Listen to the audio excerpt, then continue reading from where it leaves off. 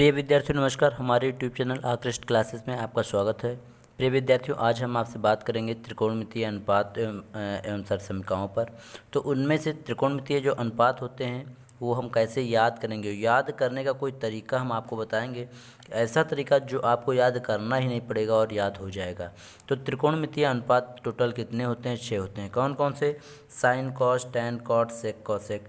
इन छइयों को हम कैसे याद करेंगे? जैसे हम पूछें साइन 0 का मान, साइन 30 का मान, साइन 45 का मान, साइन 60 का मान, तो हमें याद करना ना पड़े और याद हो जाए। तो ये मान आते कहाँ से हैं, आज हम उन पर विचार करेंगे।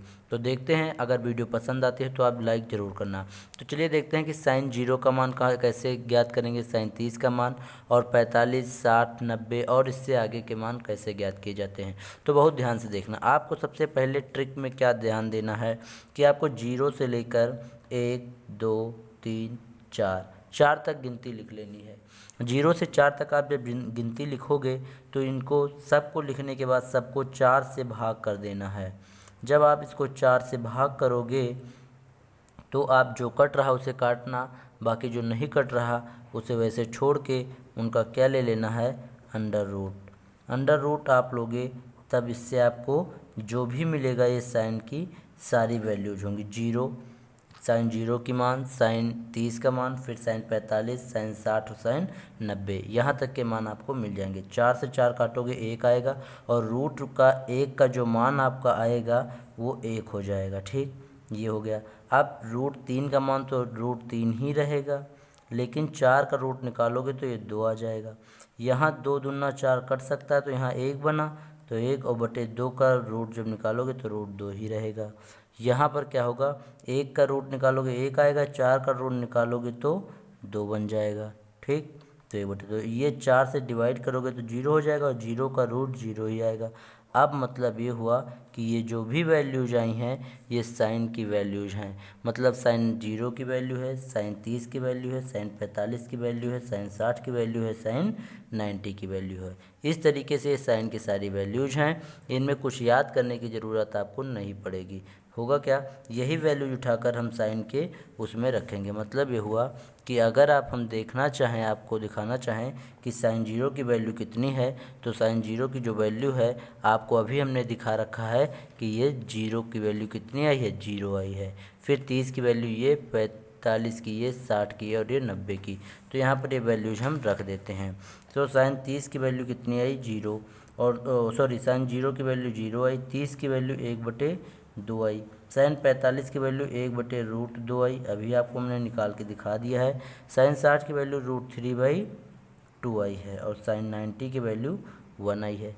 अब जब आपको इतना पता होगा कि ये 90 तक की वैल्यूज हैं, भाई हमने क्या किया था, 0 से 4 तक गिनती लिखा था, 0, 1, 2, 3, 4, और 4 तक गिनती लिखने के बाद इन सबको 4 से डिवाइड किया था। 4 से सबको डिवाइड किया, 4 से डिवाइड करने के बाद सबका अंडर रूट निकाल लिया और जो भी वैल्यूज आई वो साइन की वैल्यूज हुई। कहाँ तक की, 90 तक की साइन की सारी वैल्यूज हो गई। अब जब साइन तक की सारी वैल्यूज हमारी आ गई तब हम क्या करेंगे आगे, इनको अब हम क्या करेंगे, उल्टा लिखते चले आएंगे। मतलब यहाँ पर 90 की जगह पर 1 लिखा है तो इनकी उल्टा वैल्यू लिखते आएंगे, ये कास की वैल्यू होगी। मतलब कास 0 की वैल्यू देखें तो यहाँ कास 90 के बराबर होगा तो 1। यहाँ पर 60 का मान √3/2 तो इसके 30 का मान √3/2 होगा, और यहाँ पर 1/√2 है तो ये ऐसे रहेगा, ये यहाँ लिखा जाएगा 1/2, ये 0 वाला यहाँ आ जाएगा। मतलब इसका उल्टा लिखते आए, इसका सीधा हो गया।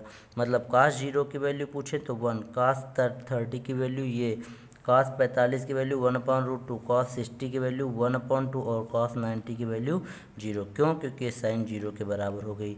अब आपको ये भी पता है कि जो टैन थीटा की वैल्यू होती है वो टैन थीटा साइन थीटा बटे कॉस थीटा होता है। तो इससे इसको डिवाइड करते जाओ, मतलब इससे इसको डिवाइड करते जाओ, जो कुछ आएगी इसकी वैल्यू होगी। तो 1 से डिवाइड करोगे अगर 0 को तो 0 आ जाएगा। ठीक है, 1 से 0 को डिवाइड करोगे तो 0 आ जाएगा। इससे इसको डिवाइड करोगे तो 2 क्या हो जाएगा, कट जाएगा। 1 कितना बचेगा भैया, 1/√3 बचेगा। तो ये 1/√3। अब इससे इसको डिवाइड करोगे तो पूरा पूरा कैंसिल हो जाएगा, 1 आएगा। इससे इसको डिवाइड करोगे 2 कट जाएगा, यहाँ पर क्या बचेगा, केवल और केवल √3 बचेगा। लेकिन सर यहाँ ध्यान देना है कि जब इससे इसको डिवाइड करोगे तो ये 0 से डिवाइड करोगे तो अनंत आ जाएगा। कितना आ जाएगा? अनंत। इसको इनफाइनाइट बोलेंगे क्योंकि 0 से किसी भी संख्या को अगर आप डिवाइड करोगे जो पॉजिटिव होगी उसकी वैल्यू हमेशा अनंत आएगी, इनफाइनाइट इसे बोलते हैं। अब जब tan की वैल्यू आ गई तो tan का उल्टा लिखते चले आओ, ये cot की वैल्यू बन जाएगी। मतलब यहाँ पर इनफाइनाइट लिखो, यहाँ √3 है तो यहाँ √3 लिखो, यहाँ 1 है तो 1, यहाँ 1/√3 है तो यहाँ 1/√3 लिखो, यहाँ 0 है तो यहाँ 0 लिख दो। अब जब इतना आपको पता चल गया तब आप क्या करोगे भैया, आपको जब इतना पता चल गया तो आप क्या करोगे, सेक की वैल्यू निकालना चाहोगे। सेक की वैल्यू 1/cos के बराबर होती है, तो cos में जो भी कुछ लिखा उसका 1/ करते जाओ, सेक की वैल्यू हो जाएगी। तो मतलब 1 का 1/1 करोगे तो 1 आएगा, इसका 1/ करोगे तो यह उलट जाएगी, मतलब 2 ऊपर हो जाएगा, √3 नीचे, तो यह 2/√3 बन जाएगी। यहाँ पर √2 ऊपर 1 नीचे तो ये √2 बन जाएगा, यहाँ 2 ऊपर 1 नीचे तो ये 2 बनेगा, और यहाँ 0/, कुछ नहीं तो 1 होता है, और इसे 1/, जैसे 0 करोगे वैसे ये क्या बना देगा, इनफाइनाइट। क्योंकि 0/1 मतलब 1 से 0 को डिवाइड करोगे तब तो 0 आएगा, लेकिन 0 से 1 को डिवाइड करोगे तो अनंत आ जाएगा। ठीक है, ये बात समझ में आई होगी, उम्मीद करता हूँ। उसके बाद अब हम कॉसेक की वैल्यू निकालना चाहेंगे, तो कॉसेक की वैल्यू क्या होगी, इसका उल्टा लिखते चले आएंगे, कॉसेक की वैल्यू आ जाएगी। तो ये इनफाइनाइट है तो यहाँ इनफाइनाइट लिखो, यहाँ 2 है तो यहाँ 2 लिखो, यहाँ √2 है तो यहाँ √2, यहाँ 2/√3 है तो यहाँ 2/√3, और यहाँ 1 है तो यहाँ पर 1 लिख देंगे। इस प्रकार से सारी 90 तक की वैल्यूज हमें फाइंड हो गई।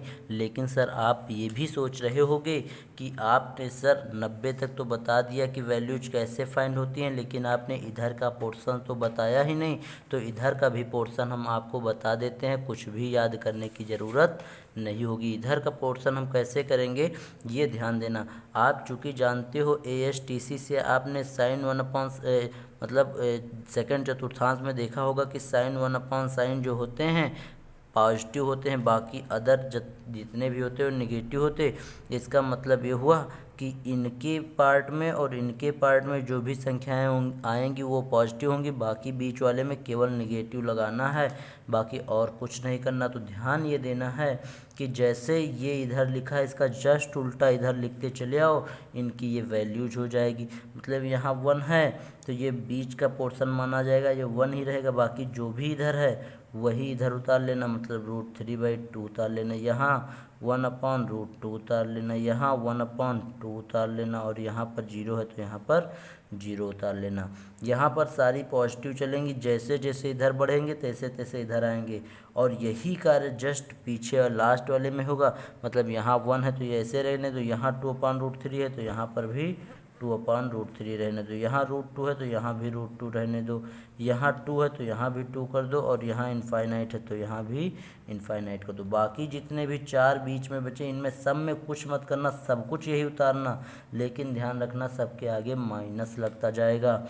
माइनस लगता जाएगा मतलब ये हुआ कि यहाँ 0 था, उसके बाद 1/2 है तो 1/2 के पहले -1/2, 1/√2 है तो -1/√2, √3/2 है तो -√3/2, और 1 है तो माइनस का 1 हो जाएगा। यही कार्य इसमें भी होगा, यहाँ √3 है तो यहाँ -√3, यहाँ 1 तो -1, यहाँ -1/√3, और यहाँ पर 0 का -0 लिखो या 0 लिखो, इससे कोई फर्क नहीं पड़ने वाला। फिर यहाँ पर देखिए 1/√3 है तो माइनस का 1/√3 लिखोगे, और यहाँ पर 1 है तो माइनस का 1, यहाँ √3 है तो यहाँ माइनस का √3, और यहाँ इनफाइनाइट है तो यहाँ चाहे माइनस का इनफाइनाइट लिखो चाहे सिंपल इनफाइनाइट, कोई फर्क नहीं पड़ने वाला।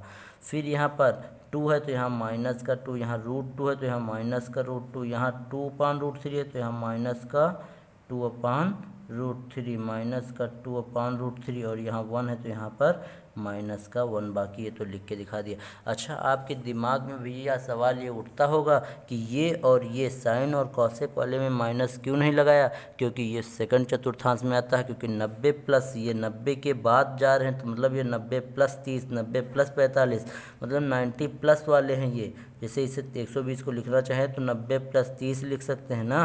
तो ये 90 प्लस 30 वाला ये चतुर्थांश जो होता है सेकंड चतुर्थांश में होता है, और सेकंड चतुर्थांश में साइन और कॉसेक पॉजिटिव होते हैं, बाकी सब निगेटिव।